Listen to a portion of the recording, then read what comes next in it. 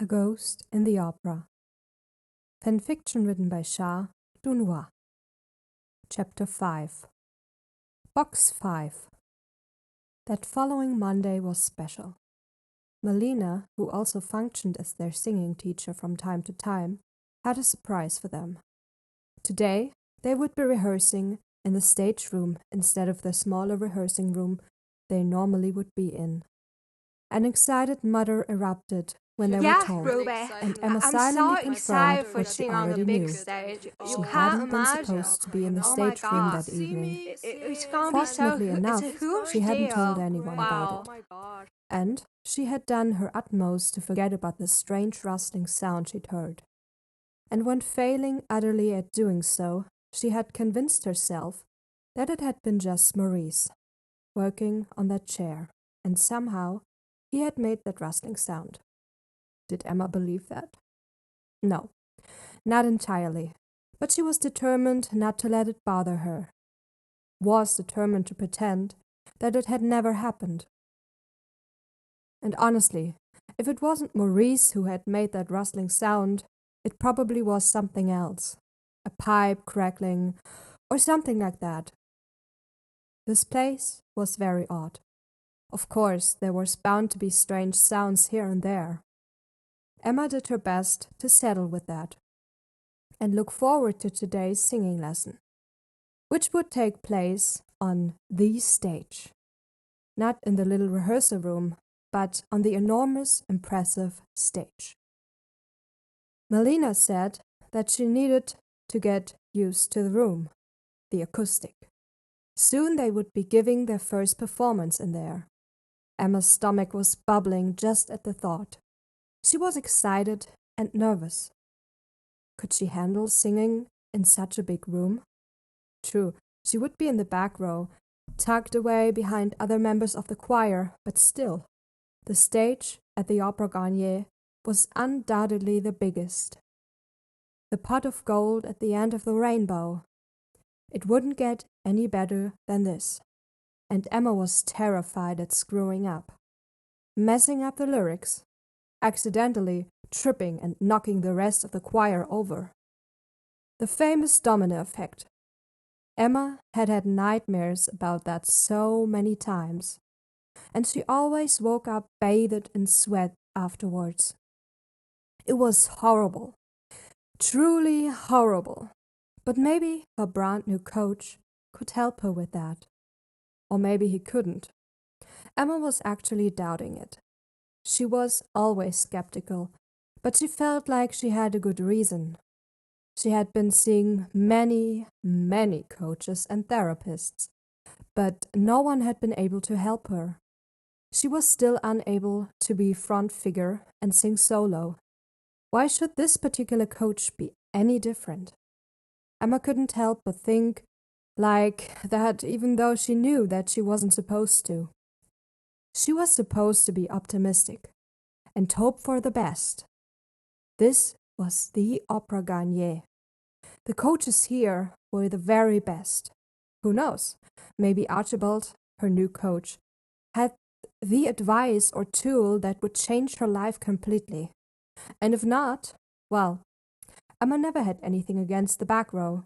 Quite the reverse. "Keep up, Miss Swan," Melina briskly called over her shoulder. Emma snapped out of it. She had been zoning out, right on the staircase. In fact, several members of the choir were pushing to get past her. "Oops. I'm sorry," she said sheepishly, as she quickly got the move on and followed the rest of the choirs. Lily snickered as Emma caught up with her. "Where'd you go?" "Nowhere," Emma said quickly. "I was just getting lost in your own head," Lily teased. "You okay? You're not nervous because of the big stage, are you?" "No, I'm okay," Emma said, and bit her tongue not to reveal that she had been there before. But in hindsight, so had Lily probably. With her mom working here, Emma found it more unlikely that Lily hadn't been there before. "It's not that intimidating," Lily said and gave Emma's arm a comforting squeeze. I'm sure it's not, Emma smiled. So Lily had been there before. Of course she had. But getting there is hell on earth, Lily continued with a grin. There's like a billion of stairs. Really? Emma said innocently and did her best to play along and pretend that she had never been on the big stage before. Yeah, Lily laughed.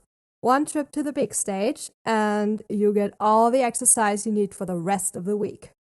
She gave Emma's arm another squeeze, and it was impossible for Emma not to notice that she had done that a lot. Lily seemed to go to great lengths to touch her. A slight pat on the hand, right kind of slightest brush of her arms. Perhaps Emma was socially awkward and slightly naive, but she wasn't blind either. She knew exactly what was going on. Lily was developing a crush on her, but Emma was determined to pretend she didn't know. She hated confrontations, and she definitely wasn't comfortable with the whole touchy-feely thing. Emma had never been in love. There had been a few girls who had made her heart beat faster from time to time, but she had never had that big moment where the air left her lungs and her heart felt like it was going to pop right out of her chest. Sometimes it worried her, because it seemed as though people at her age did nothing but falling in love. Sometimes Emma wondered if there was something wrong with her, but she always did her best to calm herself. She was only 17. She had plenty of time to meet someone and fall in love. She just had to stop thinking about singing and look up for a moment. She would meet someone. Of course she would. She was just focused on her singing right now. Emma glanced discreetly at Lily and wondered why she wasn't feeling anything for her. Lily was nice and funny and all that. It would only be natural if Emma developed a little crush on her. But nothing had happened so far. Maybe it would if Emma gave it more time. Here we are, Malina announced as she opened the stage door with a grand gesture. Welcome to the stage, otherwise known as the big scene. Everyone muttered excitedly under their breath, and even though Emma had been there once, she was still blown away by this amazing room and slightly tilting stage. This is where our big concerts with orchestra and soloists take place, Malina told them. There are seats for 1,900 people here, and the crystal chandelier is one of the heaviest. Then how come it could fall down there 3 years ago? One of the male members of the choir asked. Emma hadn't seen much of the males in the choir because of the separate dormitories, but everyone was here for the tour of the stage, including a couple of the older students. Emma had already talked a bit with Ruby and Belle on the way here. Malina's mouth became a thin line. As I mentioned before, Mr. Jones, that was an accident. An accident where no one got hurt, might I add. And rest assured that it'll never happen again. The system has been updated since. Emma swallowed something and wasn't entirely sure why. As I said, there are seats for 1,900 people in here, Malina continued. And every seat will be occupied when you give your first concert. Your parents will be at the front seats for the occasion. Emma's stomach twisted nervously at the thought. Now, let's go for a little walk on the stage and get used to it, Malina said briskly and waved a hand to make everyone move. As opposed to Pretty cool, huh? Meaning Lily said the lowly back through of her the stage mom's is raised explanation higher than the of front why of the the stage floor was At tilting. first, the rake is Yeah, 7 Emma quarters nodded of an and inch looked per around foot. at all the gold Raked and stages velvet. have been around It's since beautiful the in 16th here. century, but You'll have get used lost to it, popularity Lily too grinned. in the I past don't think century. so. Emma in favor politely of protested. raking the audience You won't get seatings used to it, are Em, in Ruby the said seating lightly, area instead. as she caught up Think with her. of the No one stadium will. seating you I still see at swoon the every movie time I theater. come in here. To quote Emma somebody laughed. else, almost This all place is American wonderful. stages It have flat is, floors, Ruby smiled. as And the opposed acoustic to in here our is floors here just... in Paris, Ah! She which shook her is head much better. lightly to And indicate on one there was no hand, words for rake it. stages are allowed for better I still remember audiences the first time I sidelines. sang in here. You can Emma nodded, see still smiling. dances in particular She could remember the lights. first They time look she better sang on a in raked here as well. stage. But that for wasn't the something Ruby audiences, needed to know. raked stages can be blessings. Lily snickered By again. sloping upward, they I've help been to here a make bunch the of times and choreographic I designs don't think... clear. Lilith, less talking, more listening, please. Thank you. Mal interrupted and shot her daughter a rare, stern look. Yes, Madame Drake, Lily said with fine politeness. Mal ignored it and continued her lesson. The development of the Opera Garnier began in 1860 as a part of a civic planner, Baron Haussmann's plan to transform Paris. It took almost 15 years before the opera was officially inaugurated on the 5th of January 1875. When it opened, the Opera Garnier was the biggest opera house in the world. Unfortunately, others has taken the top spot as today, but still, imagine to step inside the biggest opera in the world for the first time. Emma's belly fluttered with excitement. Oh, how she would have loved that. She could almost feel the excitement from past audiences who once set foot here. This place was so full of history, it almost took her breath away. Here you see the orchestra section, Mal continued and lifted a hand to point. Closest from the stage and with the best view. Most of the premium seats are located there.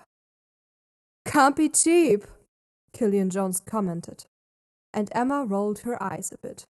No, Mr. Jones, I can assure you, it's not. Melina smoothly said and continued as though she hadn't been interrupted. Behind the orchestra section, you see the first elevated level of the opera house, better known as the balcony section. The balcony section also houses some of the very best seats in the house. The entire section is marked for premium seats, except for the corner seats and the seats by the pillars. Most of the members of the choir shifted and looked as though they were bored. But Emma wasn't. She found it interesting and was taking it all in. She wanted to know everything there was to know about the place she had dreamed of since she was a little girl. The place that was her home now. And then, of course, we have our boxes. Melina continued and lifted her pointing finger a bit higher. Now, most of the seats in the opera are located in the boxes. There are two types of box seats available in the opera house. Loges de face, which face the stage, and loge de côte. Views offered from box seats varies a lot, but our box seats are still enormously popular and fully booked. Now, she clapped her hands together like an excited kindergarten teacher. Shall we try singing for a bit? Okay. Yes, yeah, Mal. Malina. Of Yes, course. Mal. Yes, Mal, everyone Yes, said yes, with Mal. varying We can do excitement. it. Emma had a feeling that she was the most excited of them all. But she didn't care. She felt like she was bubbling. High on music, plain and simple. That was what she always said, and it never failed to make her dad laugh. Emma almost laughed at herself when thinking about it. If her parents could see her right now as she stood on the stage. Excellent. Line up. Nessun dorma from the beginning, if you please, Mal instructed and interrupted Emma's train of thoughts. Emma conveniently wedged herself between Lily and Mulan, another first year. That placement was perfect because Ruby and Belle were standing in front and nearly towered over them. Emma even ducked a little, and she could feel Lily's eyes on her. She knew that Lily found her stage fright to be silly, maybe even exaggerated. But to Emma, it was very real. She was happy that she could hide away behind Ruby and Belle. "From the beginning, then?" Malina repeated. "I'm sure we can manage without an orchestra. On my cue. 1, 2. But before they could start singing, they were interrupted by a pointing finger. And this time the finger didn't belong to Mal. "Yes, Miss Frost," Mal said, giving a mildly annoyed look at the girl who had just interrupted her. A young girl at Emma's age with her red hair arranged in braided pigtails. "I'm sorry, but you said that all the box seats always are fully booked?" "Yes, that'd be correct," Mal confirmed with a nod. "Now, even box 5? Mal was definitely annoyed now as she looked at the girl. "I beg your pardon, Miss Frost." The redhead blushed. Sorry, I've just heard that box 5 always should be kept empty," Killian said before she could finish the sentence. Mal's nostrils flared. "That's enough, Mr. Jones." "Huh?" Emma muttered quietly. She was 100% confused about what was going on, and Ruby noticed. She discreetly turned her head and whispered to Emma. "There was something Christine used to say, that box 5 always should be kept empty." Emma wanted to ask why, but she couldn't get the word out. Instead, a chill crept down her spine. Box 5. There was those footsteps. What were those footsteps she'd heard had ended? In box 5. She turned her head and looked back at box 5. And so did several other members of the choir. "The Phantom will get angry if box 5 isn't empty," Killian loudly proclaimed, clearly satisfied with having everyone's attention. The entire choir shifted and muttered and glanced nervously at one another. "Quiet!" Malina said, and now her voice was frosty. Everyone went quiet immediately. "Perhaps it's a good thing that the entire choir is here, because I'm only gonna say this once," she continued, still frostily. "I am well aware that there are several stories about how and why Christine Daae died, as I am aware of the ghost stories circulating here. But let me tell you one thing. Christine Daae's death was an accident. Her father's death left her as a young and vulnerable girl, and sometimes grief changes people." "Christine wasn't crazy," Ruby spoke up and had the nerve to glare a bit at her teacher. "That's not what I'm saying at all, Miss Lucas," Mal said patiently. "But what I am saying, however, is that after arriving here, Christine developed the habit of wandering around in the corridors late at night. And one night, she got lost in the underground tunnels and tragically drowned." She looked at all of them. "No one is more upset about this than me. Christine was like a daughter to me, and as her teacher and mentor, I failed her that night. She should never have been down there to begin with.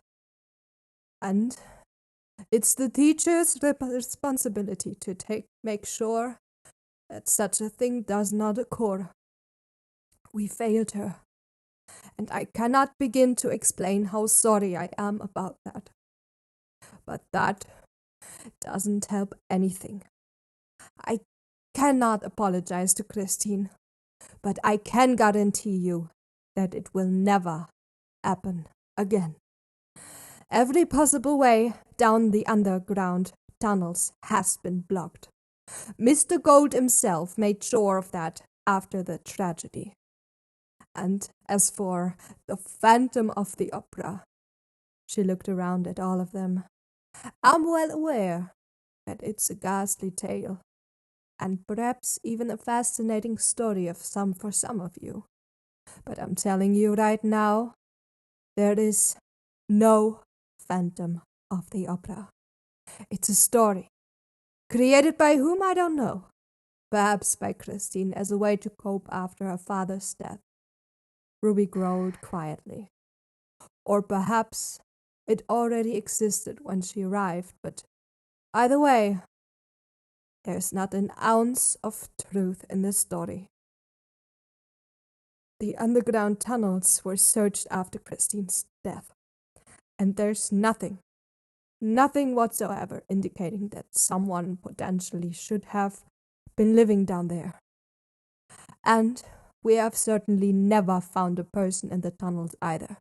No human, no ghost, no phantom. Am I making myself clear? Everyone nodded now. So, whatever some of you think you may or may not have heard about it, I can guarantee you that it is untrue. All of it. There is no Phantom of the Opera, and there never has been. All right? Her gaze rested on Killian Jones. I will not have anyone going around and spreading rumors or scaring our younger members of the choir. If this phantom had existed, rest assured we would have found it. No one dared arguing against that. Now then, Mal said lightly, let's forget about the ghost stories and do what we came here to do. Rehearse. Nessun dorma from the beginning. Follow my cue. 1, 2, 3. Everyone began to sing, except for Emma. She couldn't stop thinking about box 5. Box 5 should always be kept empty. I don't even know what's going Box on. 5, Oh, where you Emma better had have to hurry so we heard don't get strange late. footsteps retreating to. Another shiver ran down her spine. I'm so out of breath right now. Someone I'm so sorry. I don't want to be must late have for the been first messing with rehearsal. her. Yes, one of the older members of the choir must have been in the stage room with her and decided to mess with her because she wasn't supposed to be there. Teach her a lesson or something like that. Yeah, that had to be it. Right. Right? Emma turned her head and glanced back at box 5. What was she even expecting to see? Of course there was nothing there. Nothing and no one. Lily gently elbowed her in the ribs. What are you staring after? She whispered quietly. You're supposed to sing. I know, Emma whispered back, and immediately let her voice blend in with the others. Her mouth took over the singing, while her thoughts were all over the place. Why did box 5 had to be kept empty? Why had Christine said that? What would happen if box 5 wasn't kept empty? And what was that rustling sound Emma had heard when she was there the last time? The questions were piling up in Emma's head, and she had to stop singing for a moment and take a deep breath to calm herself. Inhale, exhale. Inhale, exhale. 1, 2, 3. 1, 2, 3. Just like one of her coaches had taught her. Her pulse slowed down some, and after another moment, she was ready to sing again. But she was still afraid, though. Afraid of the Phantom of the Opera. And she knew she had to confront that fear. Fortunately enough, she knew exactly how.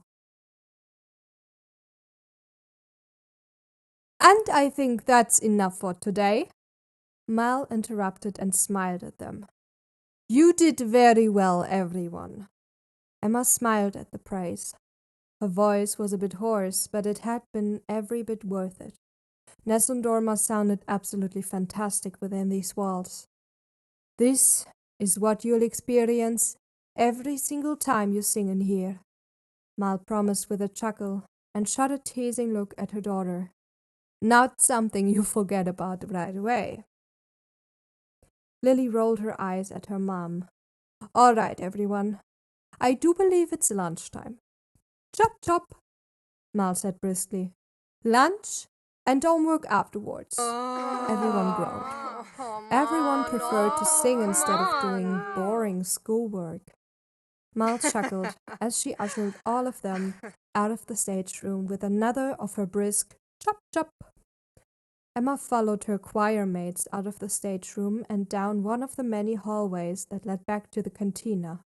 The right way found at last.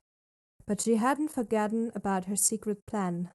So when they were halfway there, and Mal was out of earshot, she said, Oh, I forgot my bag. That wasn't a lie. She had in fact forgotten the bag, but she had forgotten it on purpose. Both Lily and Ruby stopped with her. Do you want me to go with you? Ruby offered. Or I could go and grab it really quickly, Lily added and smiled at her. Save you the trip back, Emma chuckled. No, it's fine. I can do it myself. Do you know your way back? Ruby said a bit doubtfully. I think so. We'll wait for you, Lily decided. Right, Ruby? Ruby nodded, but Emma protested. No, you don't have to. I can find my way back. Just save me a seat? Of course, Lily said immediately, and flashed her a beaming smile. And as she smiled back, Emma thought to herself that maybe it would be better if she nipped this in the bud. Let Lily know that she wasn't looking for anything beyond friendship, but in a polite way.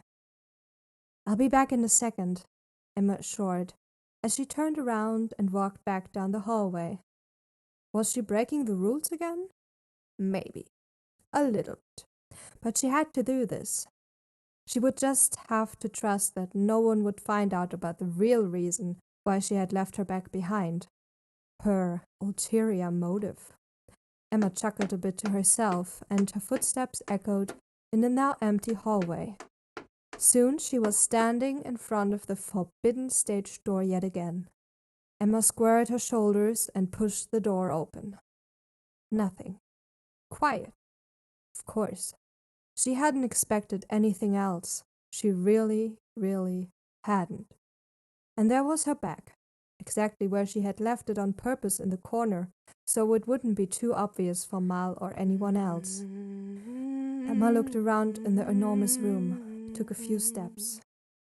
She hummed to herself and chuckled slightly upon realizing that she was in fact humming Snow White's Someday My Prince Will Come. Yes, why not? The first song she had ever sung along to. She goofily sang to herself and enjoyed the way her voice echoed through the room. To be happy That was silly. forever. Not what she came here to do. I know. It was so easy to get carried away when she was standing in this wonderful room. She took a few steps on the tilting stage. The sound echoed again, but somehow the room seemed less scary now that she had been there with all of her choir mates. Less scary. It was good. But there was still one more thing Emma needed to do. One very important thing. Just to make sure. Just so she could tell herself that she was just silly and that her mind was playing tricks on her. Again. To get it over with once and for all. Better do what she had been too much of a chicken to do the last time she had been here. Her footsteps echoed as she half jogged over to the stairs and then began to climb upwards. Was it silly? Yes. Was unnecessary? Yes, Absolutely. But was she gonna do it anyway? Yes, she had to. Didn't feel like she had a choice. If she didn't do it, the spine-tingling sensation wouldn't leave her system today. And Emma didn't want to be uncomfortable for the rest of the day. Rather do something that was a little bit silly, just to be sure. Up we go, Emma muttered encouragingly to herself, and took a deep breath. Her heart was thudding in her chest, but she firmly told herself that it was only because she was out of breath and not because she was afraid or anything. Definitely not. There was nothing to be afraid of. Absolutely nothing. You're fine, she told herself. You're absolutely fine. Don't let anything ruin this for you. Because that was what this was about, really. That old ghost story had made her paranoid. Emma was sensitive. Had always been. If she watched a scary movie, it would take long before she suddenly felt like she could both see and hear all kinds of stupid stuff. And she wouldn't let this ghost story turn into that. She refused to be paranoid and dumb. There is no Phantom of the Opera, she firmly told herself as she reached another level. You're just being paranoid as usual. She grabbed the railing and continued upwards. And clearly talking to yourself too. That can't be healthy. It probably wasn't, but nevertheless. Emma was and had always been prone to talking to herself. Couldn't help it. It had always made her parents laugh, but Emma herself actually was a bit embarrassed about it. Talking to herself was weird. Not something you should do. Not even if you were alone. So she settled for thinking it. There is no Phantom of the Opera. There is no Phantom of the Opera. It's just a stupid story. Just a silly, made-up story. What happened to Christine was a tragic accident. Mal could be right. Maybe Christine had created the Phantom because she was upset about her father's death. A way to cope, an invisible friend, or something like that. Yes, that actually sounded pretty plausible. Poor girl.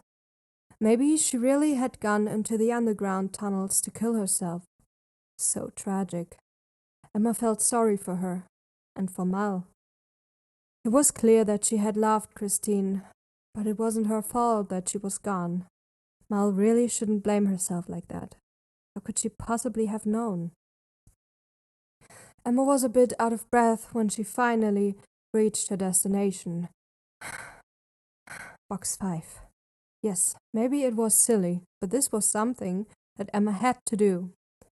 She had to see for herself that there was nothing scary up there. She needed to de-scary it, so to speak. Confront her fears. Emma chuckled quietly to herself. Now her little mission actually seemed pretty silly, unnecessary. Much ado about nothing. What had she been expecting? Someone jumping out from underneath a chair and saying boo? That was frivolous.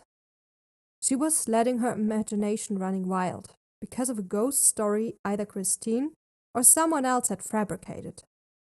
Emma scoffed at herself. This was pretty idiotic, even for her. Ruby and Lily were waiting for her. She had to grab her bag and then get back to her friends. But first she had to do one last thing. Emma looked around at the big stage. Hello? She called completely innocently. Hello? Is someone there? No answer. Of course not. Emma chuckled and could feel how her shoulders returned to their normal position. Nothing to be nervous about. Nothing scary to see. No one yelling boo in her face. Not that she had expected that or anything. Obviously not. With her mind soothed, Emma saw no reason to hang around here for longer. Ruby and Lily were waiting for her after all, and they were probably wondering what the heck was taking her so long. She had wasted enough time. She turned around, fully prepared to head back down the stairs and forget this nonsense once and for all. But as she looked down to pay attention to the steps, something on the floor caught her attention. What on earth was that? Emma crouched down so she could see what it was. She frowned. It was a feather. A black feather there on the red velvet carpet. What would a feather be doing here? Emma picked it up.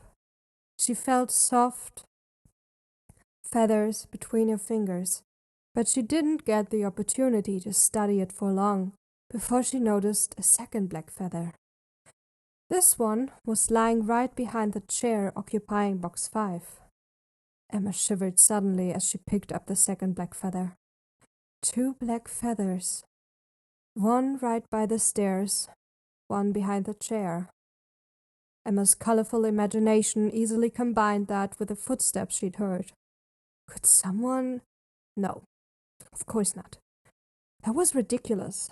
Surely, no one had rushed up the stairs to box 5 and then ducked down behind the chair to avoid being seen. That was nonsense. Complete and utter nonsense. Her imagination running wild again. But then, how did those black feathers end up here? Honestly, Emma had no explanation for that. There had been no performances in here for a while. Mal had said so. No one in costumes could have been up here. Why would they? She felt chilled to the bone as she looked at the feathers in her hands. God, why couldn't she just come up with a perfectly rational explanation as to why someone had left or dropped 2 black feathers on the floor in box 5? The box that always should be kept empty. If that was the case, why had someone been up here? What did this even mean? Was there a meaning? And if so, did she even want to know it? No. No, she did not. She should not have come here. Why did she have to be so curious? Why couldn't she just leave well enough alone? She had become entirely too curious ever since arriving in Paris. Maybe this was some sort of punishment for that. Emma bit her lip as she looked around in the stage room. There was no one here, and yet she didn't feel alone. She rose from her kneeling position and stuffed the 2 feathers into her pocket. She couldn't even explain why she did it, why she wanted to hang on to these 2 black feathers. Perhaps she simply wanted some sort of proof. Evidence that she wasn't crazy or making up things. She knew that this was real. And she also knew that she really needed to get back to her friends right now. She didn't want to be here a minute longer. In a matter of seconds, Emma had ran back down the stairs, grabbed her bag, and then sprinted towards the door as fast as her legs could carry her. And when Ruby and Lily asked her why she looked so pale, Emma just shrugged lightly. "You look like you've seen a ghost," Lily joked. Emma couldn't laugh. She couldn't even smile. The feathers felt heavy in her pocket all of a sudden. To be continued. Chapter endnotes. Creepiness intensifies. Thank you so much for listening. Bye.